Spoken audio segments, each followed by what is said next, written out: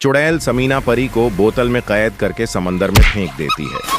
समीना परी बोतल के अंदर कैद समंदर की लहरों से टकरा रही होती है, लेकिन कुदरत को कुछ और मंजूर होता है। उसी समंदर के किनारे पर अनाया और शेरू खेल रहे होते हैं। तभी अनाया और शेरू उस बोतल को देख लेते हैं जिसमें समीना परी कैद होती है। ये मंजर देखकर दोनों बहुत हैरान हो जाते हैं। अनाया तुरंत बोतल खोलकर समीना परी को आजाद कर देती है। फिर समीना परी अनाया से मदद मांगने लगती है और कहती है, समंदर के बीच हमारा एक बहुत खूबसूरत राज्य था, लेकिन एक दिन एक चुड़ैल ने अपने जादू से हमारा राज्य देख लिया। उसे लगा कि अगर वो हमारे राज्य से कुछ पा ले तो और ज्यादा शक्तिशाली हो जाएगी। फिर चुड़ैल समंदर के किनारे आई और नाव पर बैठकर कुछ दिनों के सफर के बाद हमारे राज्य के करीब पहुंच गई।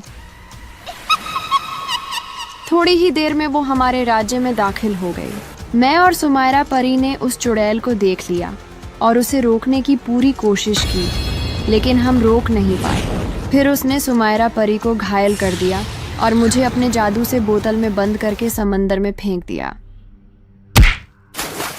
कृपया अनाया, हमारी मदद करो। अनाया और शेरू यह सुनकर बहुत हैरान हो जाते हैं और फिर समीना परी को अपने घर ले आते हैं।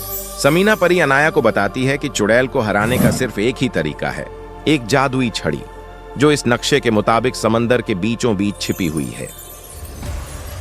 वहां एक राक्षस मॉन्स्टर भी है। दूसरी तरफ चुड़ैल के सामने जो भी परी आती है वो उसे खत्म कर देती है और महल की तरफ बढ़ रही होती है। अंदर जाते ही चुड़ैल रानी परी से कहती है, मुझे जादुई लॉकेट दो वरना मैं सब परियों को भस्म कर दूंगी। रानी परी लॉकेट नहीं देती तो चुड़ैल महल में सब परियों को अपने जादू से मार देती है। रानी परी लॉकेट को बचाने के लिए महल से तुरंत निकल जाती है और छत पर जाकर महल से छलांग लगा देती है। नीचे जोर से गिरती है। फिर किरण और इरम परी उसके पास आती हैं और उसे पकड़कर एक छोटे से घर ले जाती हैं। वहां एक बुजुर्ग औरत रानी परी की मरहम पट्टी करती है।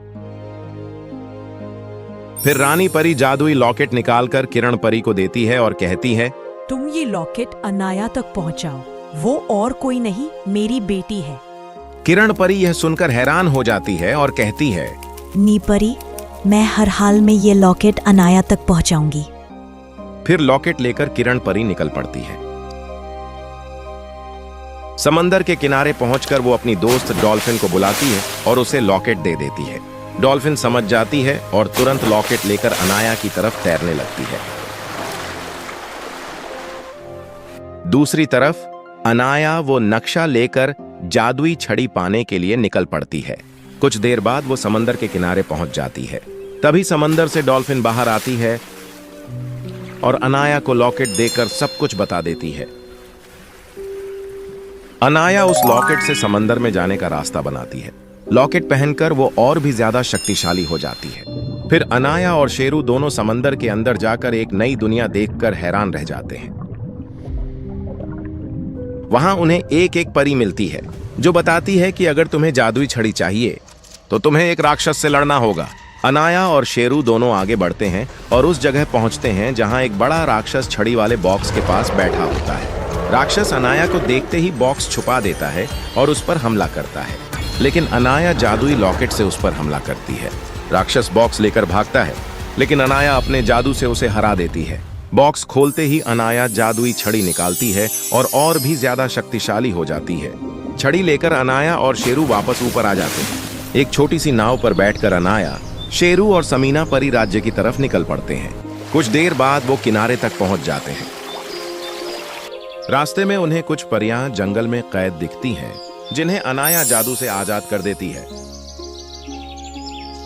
आगे बढ़ते हुए कुछ और जानवर भी मिलते हैं जिन्हें चुड़ैल ने कैद किया होता है। अनाया सबको आजाद कर देती है। फिर अनाया उस घर तक पहुंचती है जहां रानी परी होती है। अंदर जाते ही रानी परी अनाया को देखकर बहुत खुश होती है और उसे जोर से गले लगा लेती है। दूसरी तरफ चुड़ैल काले जादू से परियां बनाती है और उन्हें लॉकेट ढूंढने भेज देती है। वो परियां लोगों के घर जला रही होती हैं, सब कुछ तबाह कर रही होती है। फिर अनाया आती है और अपनी जादुई छड़ी से सब परियों को खत्म कर देती है। फिर जादू से सब घर पहले जैसे कर देती है। फिर अनाया महल के अंदर जाती है जहां चुड़ैल जादू कर रही होती है। अनाया उस जादू को रोकती है। फिर अनाया और सब परियां मिलकर एक साथ चुड़ैल पर जादू करती है। चुड़ैल कमजोर होकर नीचे गिर जाती है। अनाया चुड़ैल की छड़ी लेकर और भी ज्यादा शक्तिशाली हो जाती है। फिर अनाया चुड़ैल को बोतल में बंद करके समंदर की गहराइयों में फेंक देती है।